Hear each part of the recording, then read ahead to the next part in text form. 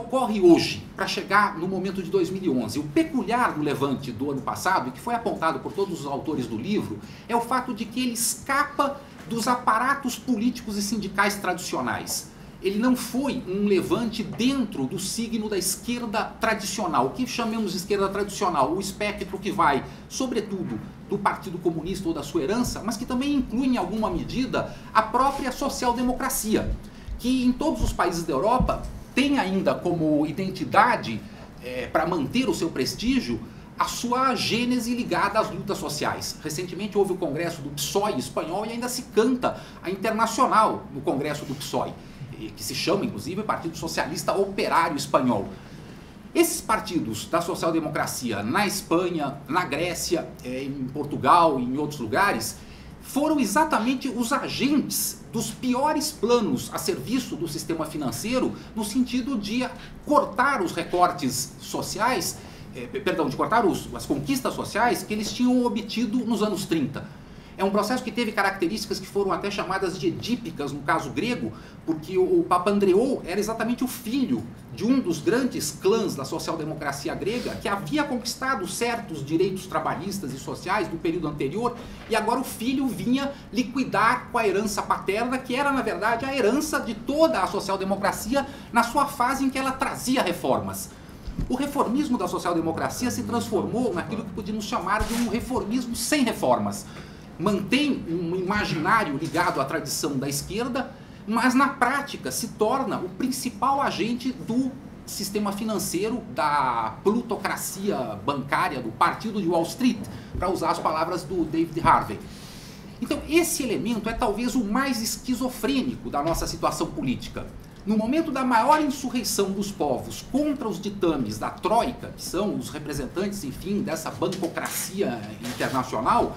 os partidos que executam os planos são partidos supostamente da esquerda. Esse fenômeno tem também características muito paralelas ao que ocorreu na América Latina. Porque a América Latina teve um levante com características revolucionárias a partir de 2001. Um dos seus picos foi a expulsão do De la Rúa, que foge de helicóptero depois de 50 pessoas serem assassinadas nas ruas de Buenos Aires, porque ficaram nas ruas permanentemente até a queda do presidente. Isso se estende para a queda do Goni na Bolívia,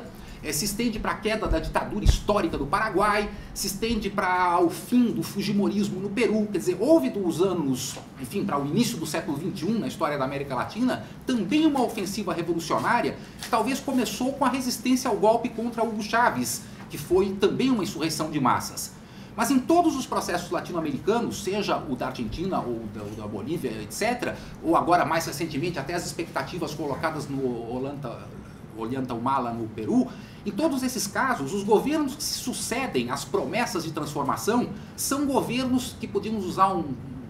linguajar gramsciano, são governos de travestimento político. São governos que, na verdade, executam exatamente o oposto daquilo que haviam prometido. E, nesse sentido, entram em choque com o movimento social e se tornam uma das principais fontes da decepção e do desencanto e da apatia. Isso já tinha ocorrido na Europa com os socialistas e comunistas, e na América Latina ocorre em alguma medida com os governos atuais. Vide os conflitos do Evo Morales com as populações indígenas que o elegeram, vide o caso do Rafael Correa no Equador, que também acabou de enfrentar uma rebelião indígena, etc.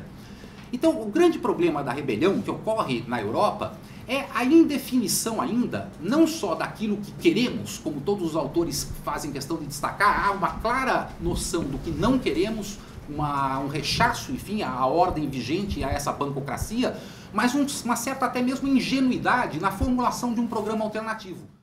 O fato de que há uma crença disseminada de que não há alternativa ao sistema chamado de democrático do Estado burguês vigente. Então, esse pensamento único em torno da inexistência de uma alternativa política que levou para, enfim, a completa incapacidade de se apresentar como alternativa a maior parte dos movimentos que eram relacionados, enfim, com alguma tradição de esquerda e que hoje são não apenas executores dos planos econômicos do grande capital, mas são também os referendadores de um sistema político completamente não representativo, baseado apenas na periodicidade eleitoral, mas que afasta toda a participação direta das populações, enfim, oprimidas do planeta. E é a busca por um novo fórum, digamos assim, de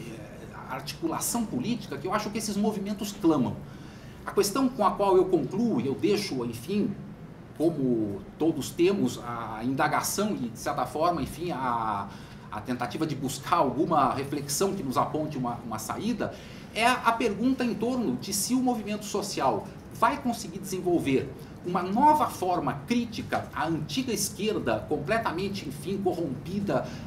que aderiu ao pensamento único, ou se ela vai se fragmentar em iniciativas locais sem capacidade de uma articulação orgânica, como ocorreu com os grandes movimentos sociais dos anos 60 no interior dos Estados Unidos, por exemplo, em que toda a tradição contracultural ou da oposição à guerra do Vietnã não se concretizou efetivamente numa alternativa à ditadura do bipartidismo e, no máximo, teve esperanças na eleição do Obama, ficando na esquerda do Partido Democrata. Algo semelhante na França com a social-democracia e daí por diante nos demais países.